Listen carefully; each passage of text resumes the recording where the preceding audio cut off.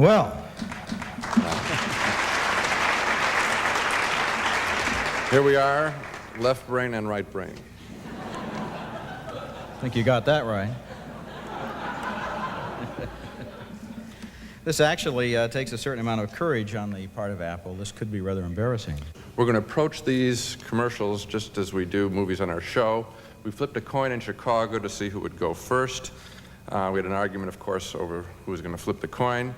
And we're going to give the commercial 0 to 4 stars, just like we do our movies. In our newspapers in Chicago, 3 stars being the critical turning point, 3 stars being thumbs up. 4-star commercial would be, if you don't own a TV set, buy it, leave it on at all times, and watch it with your eyes open at all times. Under 3 stars, if there's anything growing in your refrigerator, go to it immediately during the commercial. And 0 stars, burn any wires entering your home so that you might not get a signal through something other than a television set.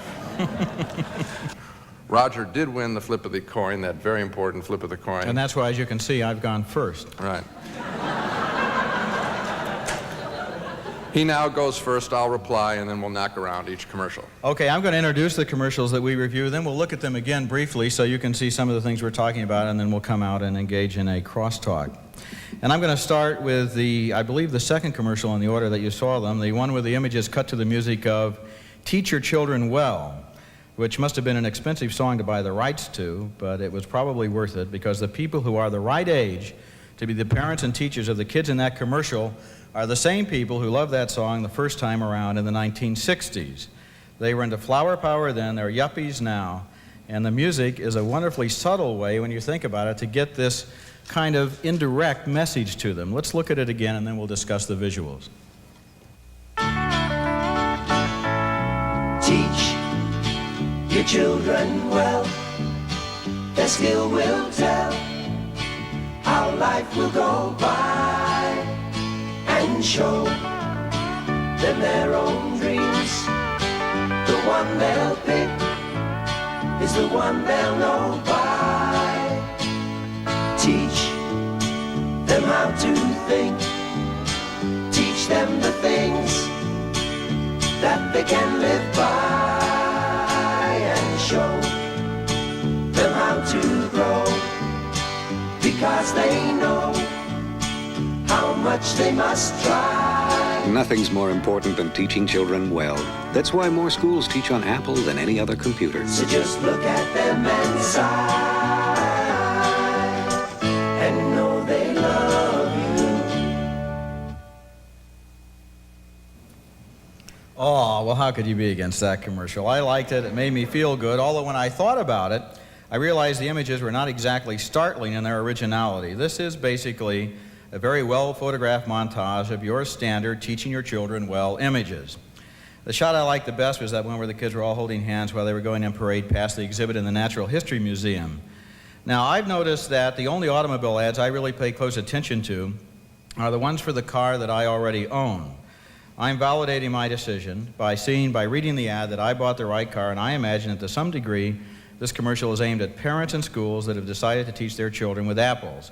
It tells them they made the right decision and they can feel real good about it. I give this commercial 2.5 stars.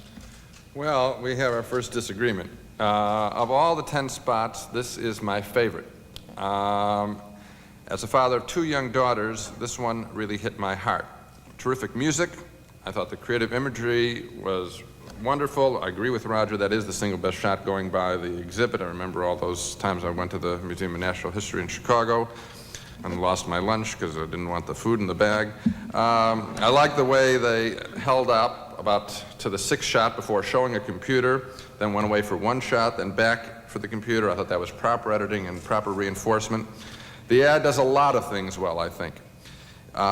It humanizes the computer. It's as much a part, this ad is saying, of growing up as learning to ride a bike. And it lays a gentle guilt trip on any parent or teacher, both potential buyers, very important, who does not teach their children well. I give this film, I have to call it, I can't get out of that, I give this film 4 stars. This is the best. What do you think about my theory that this commercial is aimed more to people who can feel good about the app, as much to the people who can feel good about the apples they already own as to people who don't own apples or any other computer. I think that it certainly will do the first thing you said to make them feel good about their choice, but I think, and my only problem with the commercial is, I think this sells computers to children so well, I just wonder if the Apple name will stand out in people's mind. This is, I think, an extraordinary commercial. Let me just finish this thought. An extraordinary commercial. Yes. I'll be hammering this theme home today for the next few minutes. I just wonder whether the Apple name is hit hard enough. It's hit early. I think the commercial's a gem. This is my second favorite of the spots because it speaks to people who are afraid of computers and also to bosses who want to get the most out of their employees. I also like the idea that a computer can help draw out a person's potential that otherwise might be squelched by traditional corporate environment. Okay, let's take a look, see if you agree.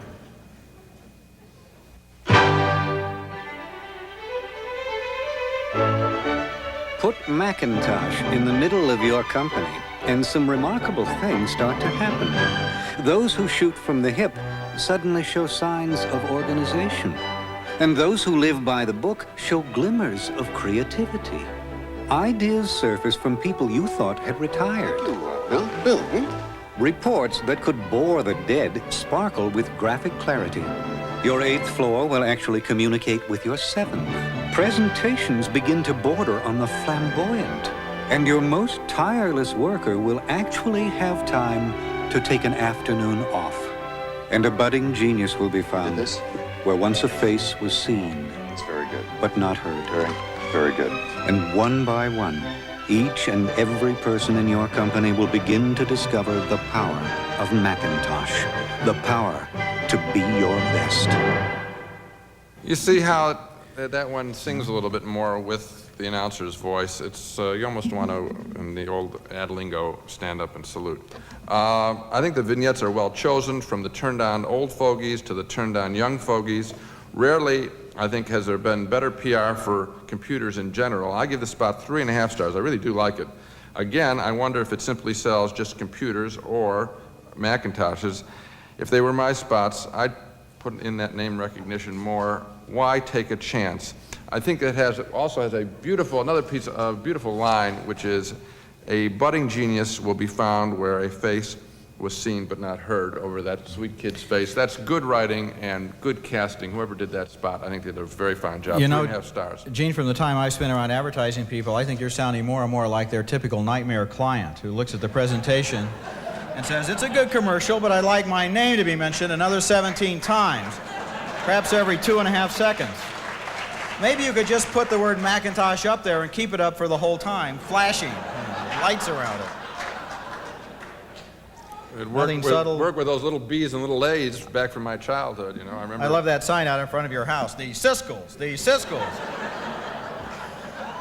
Just repeat the line once. They just did it fine. there. Okay. They just did well, it you there. should I be liked happy it. then. I mean, what are you complaining about? They did it. I didn't do it. They just did it there. Thank you. The thing I noticed first about this one was the narrator's voice, which I liked a whole lot. Yeah, when he said that line, right? And a budding genius will be found. The Macintosh has found one right here at this presentation. Wonderful. The voice made me think of Gene Herschel, the guy the Academy named their humanitarian award after, you know, kindly old Dr. Christian. It was a kindly old storyteller's voice, and looking at the commercial, it occurred to me that the spot is ostensibly aimed at management, but has as its concealed purpose creating a desire for the Macintosh among the workers. Because who cares most about an office where once a face was seen but not heard? Well, the guy who owns the face, that's who. And the same goes for those fresh ideas from the has-been guy who looked like Deadwood, which is what many of us think we look like most of the time. It's a clever commercial because it speaks to the boss, and by the end of the commercial, it's got the whole workforce marching right along in the same cause as the commercial.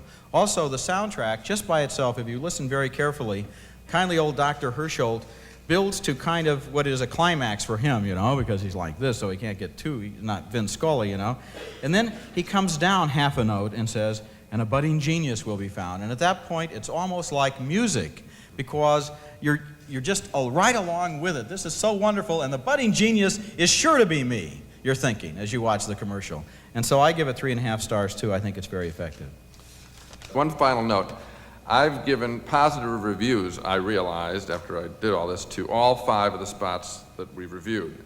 I don't do that very often. I average about liking out 1 out of every 3 movies. And in some, for me, speaking, this is one of the more impressive series of commercials that I've seen. I've seen a lot. Especially, I think it's an impressive series if you run just the ones that we picked. In fact, they're so good, they're almost good enough to make me, a movie critic, want to watch primetime TV in order to see them again. Almost. Thanks very much for having us here. Thank you very much.